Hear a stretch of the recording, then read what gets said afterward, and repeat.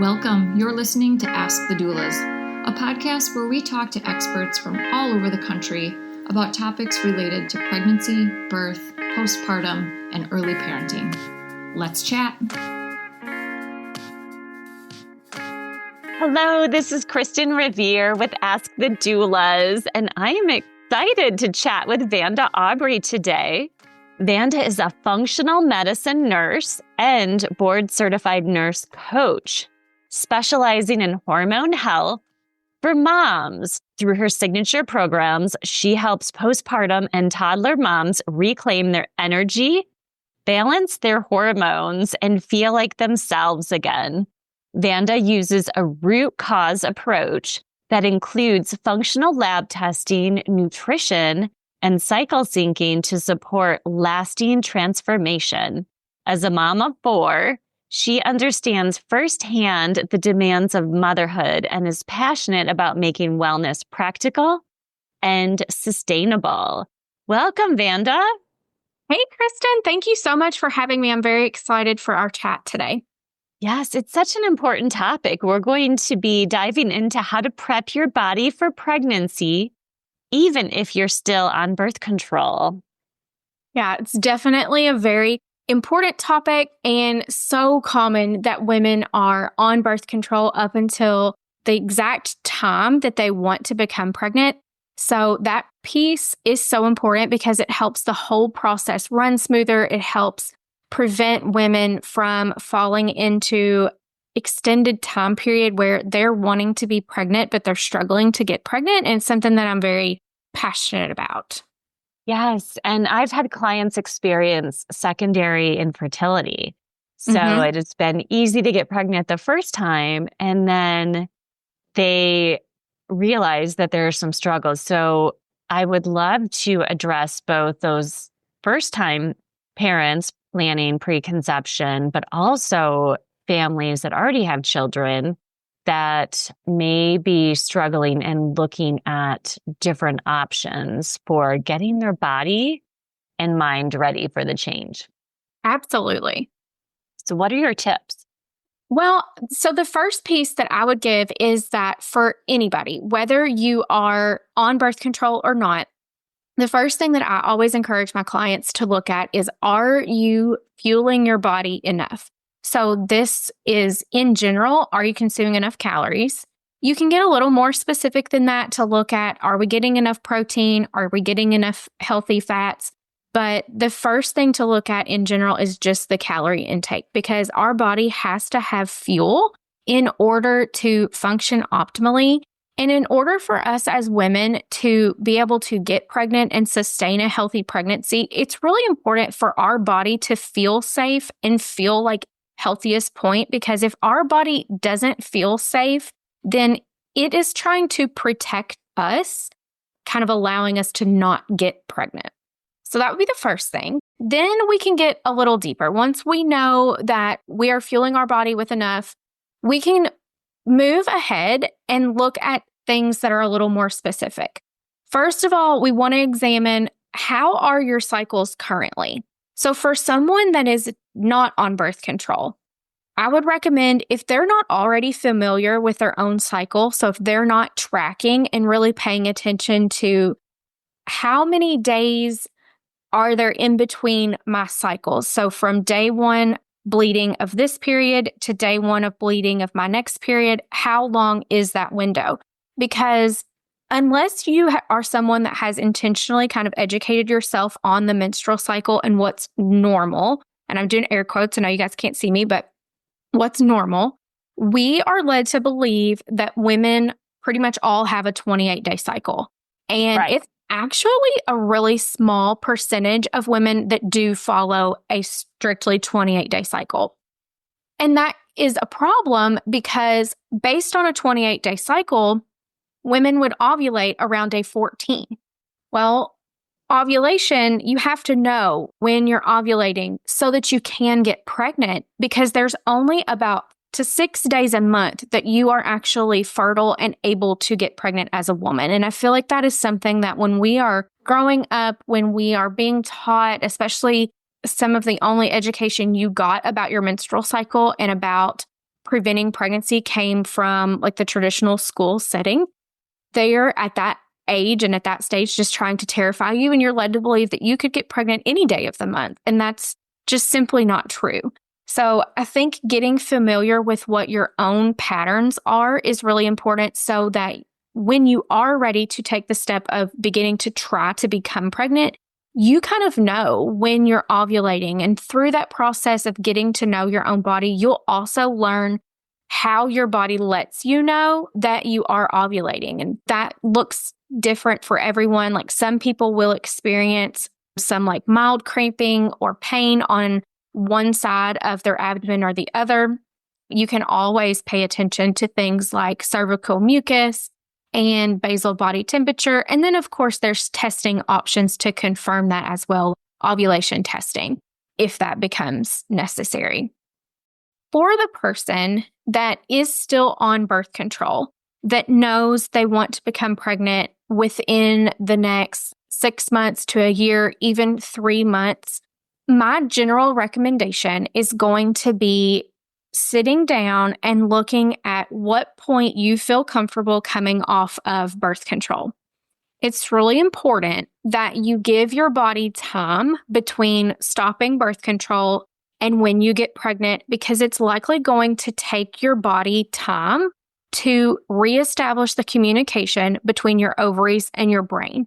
And you may experience a period of time. It's different for everyone. It can be a couple cycles up to several months of cycle irregularities as that communication is trying to reestablish.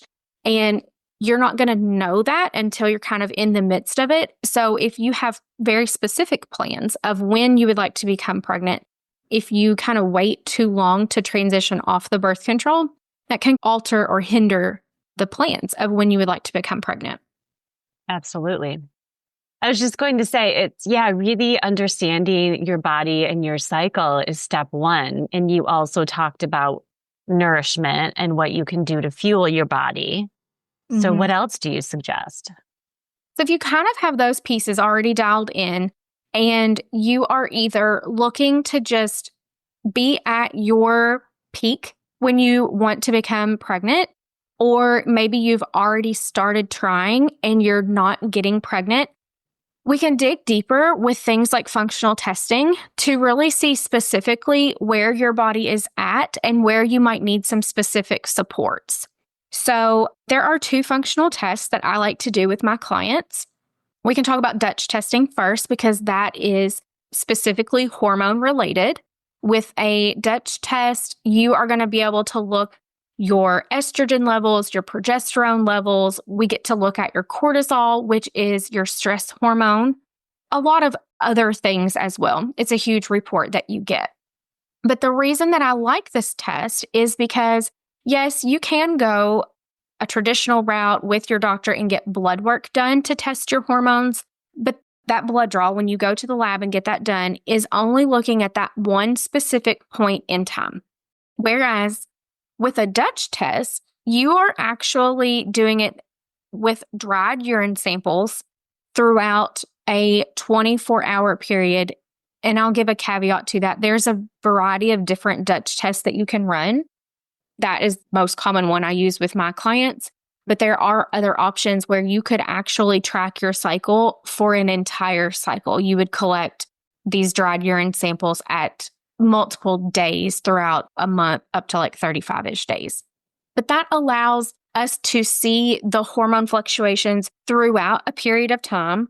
Also lets us know how your body is metabolizing your estrogens. And the way, not to get like too into the weeds with that, but the way that your body metabolizes your estrogens is really important because it can lead to certain types of symptoms. There's like 3 different pathways, and one of them is like the best way. I kind of always explain it like a green, yellow, and red stoplight type thing. It's like one is the green pathway where you want your body sending the majority of your estrogen. Then we've got the middle pathway where it's like it's fine if it's going there, but we don't want the majority of it there. And then we have actually a more prolific pathway that if your body is sending the majority of your estrogen down that route as it is metabolizing it. It can be dangerous for you long term for things infertility and estrogen related cancers later on in life. So having all of that information helps us know, number one, what's the balance between your estrogen and your progesterone? Do you have enough progesterone? Because you have to have progesterone and a sufficient amount of progesterone to get pregnant and maintain a healthy pregnancy. Hey, Alyssa here. I'm just popping in to tell you about our course called Becoming. Becoming a Mother is your guide to a confident pregnancy and birth, all in a convenient 6-week online program. From birth plans to sleep training and everything in between, you'll gain the confidence and skills you need for a smooth transition to motherhood. Live coaching calls with me and Kristin, tons of expert videos including chiropractic care, pelvic floor physical therapy, mental health experts, breastfeeding, and so much more. You'll also get a private Facebook community with other mothers going through this at the same time as you to offer support and encouragement when you need it most.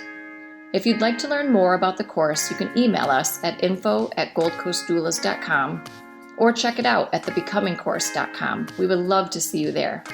We also have a book called Supported, Your Guide to Birth and Baby, which makes a beautiful companion to this course. It's a great book for any expecting mother and is the perfect baby shower gift. You can find information on that book at supportedbook.com. The other test that I like to run that is super beneficial is called an HTMA test. This is a hair tissue mineral analysis, and it's done just using a very small sample of your hair. And it allows us to see your mineral levels and also your heavy metal levels as well. So the hormone test, the Dutch test, kind of tells us what your hormone levels are, but then the HTMA test can give us the information as to why your hormone levels might be what they are. So marrying both of those pieces together gives me the opportunity to create a plan for someone that's truly customized to exactly what their body needs. And what I've found with the women that I work with is transitioning off of birth control can be a really sometimes troubling time. And there is a lack of knowledge that it's just like things are not being shared with us. Women do not know and they're not educated on the fact being on birth control is actually a depleter of our nutrients, minerals, and vitamins.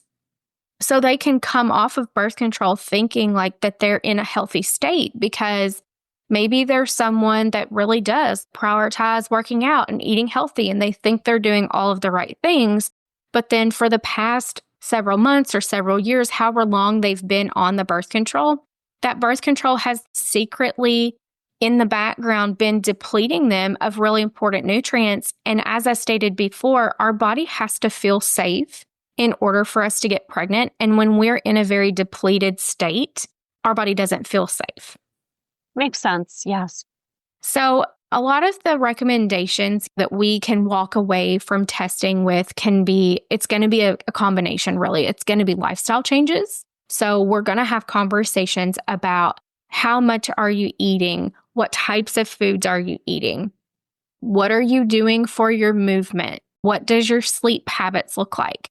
And then we're also going to get into those really specific supplement recommendations because I think the standard recommendation for everyone that wants to become pregnant is go on a prenatal and take a prenatal for some people will tell you like for a year before you get pregnant, for 6 months, for 3 months before you get pregnant, and then take it all throughout your pregnancy. I'm not saying that that is the wrong piece of advice, but it is a very blanketed piece of advice. And if that is all that you're doing, you're not able to really get that customization piece for what your body specifically needs. Formulation, depending on the prenatal that you're taking, you might be getting too much or too little of a certain mineral. Absolutely. And sometimes through that testing, you can find out that you are getting, as you said, too much of a particular mineral, vitamin, and that can be a negative as far as conception goes and also just general health. So I love that you pointed that out. You mentioned sleep and that being a priority. I'd love to chat more about fitness and sleep. Yeah. So when we sleep, that is when our body is able to give us restoration. It's not just about sleep and like the energy that we wake up with in the morning. There are a lot of internal processes that our body is going through while we're sleeping. We do a lot of our detoxing while we are asleep, and we actually do a lot of our hormone creation while we are sleeping. So if you are either not getting enough sleep or the sleep that you are getting is very disrupted, meaning you either can't get into a deep sleep or you're being woken up a lot throughout the night, those processes don't get to be fully carried out as if they would if you were getting a full 7 to 8 hours of sleep each night. And then on the fitness side of things, exercise is kind of a double-edged sword sometimes because there's definitely a balance there between what is enough to keep us healthy and keep us active and mobile. And then sometimes we cross that line of actually the amount or maybe the intensity of exercise that someone is doing is serving as a stressor on the body. And the body may or may not be in a place that it can handle that amount of stress. Yes, that makes sense. Sometimes people are so focused on a fitness plan that it does affect their health. And so I'm glad you addressed that as well. So the mental aspect of pregnancy, and you had mentioned the cortisol levels and stress, for example. What do you talk to your clients about as far as their mental health preconception? Yeah, so people will commonly hear me say that we don't always have control over our stressors. Things are going to happen that are out of our control, and we can't do anything about that. We're going to encounter stressors. So I focus instead on how we can handle stress and how we can respond to stress and support our body to be stress resilient, since it's not something that we can avoid. And for anyone that is coming into motherhood, it's going to be stressful. So having those tools are really important. And that looks like what works for you to help de-stress. Like what works for me to help me to kind of de-escalate and not feel stressed or to be able to handle a stressful moment is not the same thing that's going to work for you. So a big step that I typically take with my clients is I teach them about all of these different tools, and I encourage them to give all of them a shot for several days or a week or so at a time and experiment. And then find out what it is that really works for you. So like for me personally, I find that journaling is a really calming thing for me.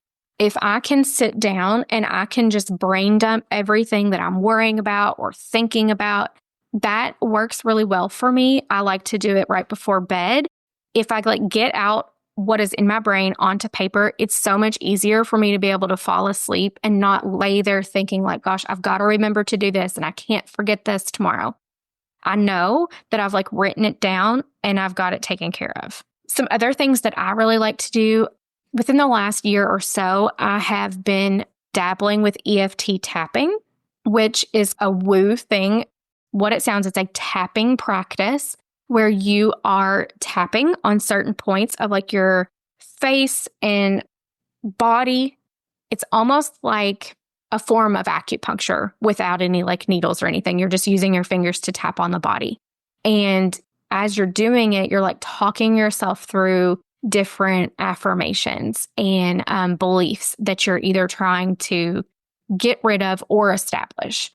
And then I love to spend time outside, going for walks and just kind of being in nature. So those are like the three big things that I have in my personal toolkit that I know I can use at pretty much any time to help me not feel as stressed when I'm in a really stressful time. And like I said earlier, it's important that everyone kind of figures out what that is for them because there's so many different options and tools for how you can manage your stress. Exactly. And you primarily work with women, but what advice do you give your clients as far as the partner's role in conception? Oh gosh, that's such a great question because I think it's very important to call that out. I'm so glad that you brought this up because it is both parties' responsibility when it comes to fertility to make sure that they are taking care of themselves. And I think that there is a stigma sometimes that gets attached to women in terms of infertility or just struggles to get pregnant. And it's not always the woman's fault or a female hormone related issue that's causing that inability to get pregnant. It's very important for the men in this situation to also be doing a lot of the things that I've already talked about. Are they eating enough? Are they eating quality foods the majority of the time? How are their stress levels? How are their sleep levels? Because all of those things that impact a woman and her hormones and her egg health are also going to affect the male hormones and the sperm health. So it's great to have those conversations with a partner and come up with a holistic plan before going the route of going to a fertility specialist. So seeking out a program like yours would be the first step, correct? Yeah, for sure. Let's talk through more about your program and your specific offerings for our listeners and doula clients. Yeah, of course. So I have a one-on-one coaching program where I work with women for 12 weeks. That includes both the Dutch testing and the HTMA testing.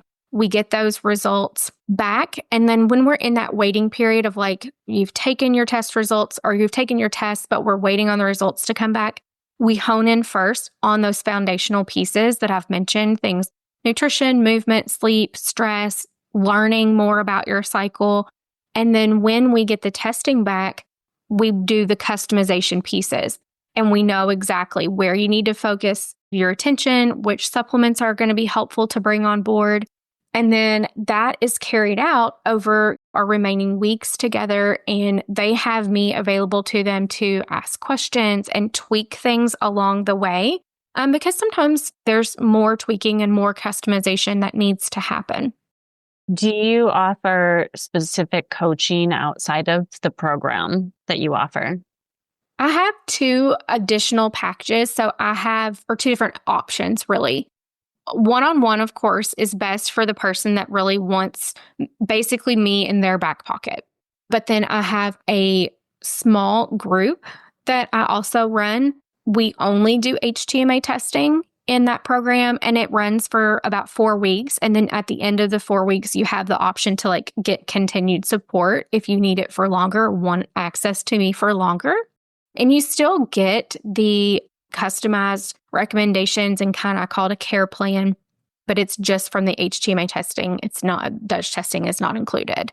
And then for someone that just wants to get an HTMA test as like their very first just starting point, I have a package for that too, where you get just an HTMA test. I kind of tell you like what the test is showing. I give you a few recommendations, and then you have 5 days of texting support with me to like ask any follow-up questions. Excellent. I knew you had multiple offerings, so it's great to educate on that. So any other tips for our listeners? We said we wanted to talk about secondary infertility, and I don't know that I spoke to that specifically. So I wanted to come back to that for a second. We talked about how birth control depletes nutrients. When we're pregnant, we are giving a lot of our nutrients to baby. We're literally growing a human. We are creating organs, and that is very taxing on our body. That's why it's really important to maintain your own nutrition throughout pregnancy. So women lose around 10% of their own minerals during pregnancy. And then, of course, you have this stressful event on your body when you are giving birth, and that's regardless of how you give birth. And then for women that choose to breastfeed, that mineral loss is going to continue, maybe at a slightly lower rate, but it is going to still continue. Many of my clients are like myself, and they have had kind of these back-to-back pregnancies and breastfeeding journeys, or that's at least what they would desire to do. And sometimes we do get into that secondary infertility where, like you said earlier, it is maybe easy to become pregnant with the first baby, but then the second time, ready to try to get pregnant, you kind of go into it thinking this is going to be similar to last time, but then you might go months and months without being able to get pregnant, and you're like kind of stumped as to why that's happening and what might be causing that. And of course, there's many reasons that can happen, but one of the reasons can be that your body is just simply in a depleted state from pregnancy and breastfeeding, and you just need to do a little bit of replenishment, and then we'll go on to be able to get pregnant again. That is so important to address. And I know with my own pregnancies being back to back, I made sure to see a functional medicine doctor, a naturopath, and it helped so much being a breastfeeding mom and a advanced maternal age state to make sure that everything was balanced. Yeah, absolutely. So how can we connect with you, Vanda? Yeah, so hang out on Instagram a lot. You can find me at Wellness with Vanda there. My website is wellnesswithvanda.com. And then I do have a free secret podcast that I will share the link with Kristin for you guys, where I go just a little deeper on a lot of these same topics. I have an episode in there where I do a case study of one of my own HTMA tests. I have a case study where I walk through a client that I did both Dutch testing and HTMA testing on. We talk about some of the misconceptions that what our doctors telling us, oh, everything looks good, you're normal. And then on the functional side of things, how that cannot be true. Episodes, and they're really short and bingeable. I think you can listen to the whole thing in under 30 minutes. Kristin gets the link for that. Excellent. And then you do have a podcast that is not private and has a lot of great content. Yeah, the podcast is also called the Wellness with Vanda podcast. I typically put out an episode a week on Tuesdays. And it's also, like you said, a great place to come and learn more. Excellent. Well, thank you so much. I appreciate sharing all of your wisdom in relation to preconception. So thank you, Vanda. Yeah, thank you so much for having me, Kristin. I enjoyed this and I appreciate you. Appreciate you. Have a great day. You too. Thanks for listening to Ask the Doulas. For more information about Gold Coast Doulas, visit us on our website, goldcoastdoulas.com. We're also on Instagram, Facebook, and YouTube. If you like this podcast, please subscribe and give us a 5-star review. Thank you. Remember, these moments are golden.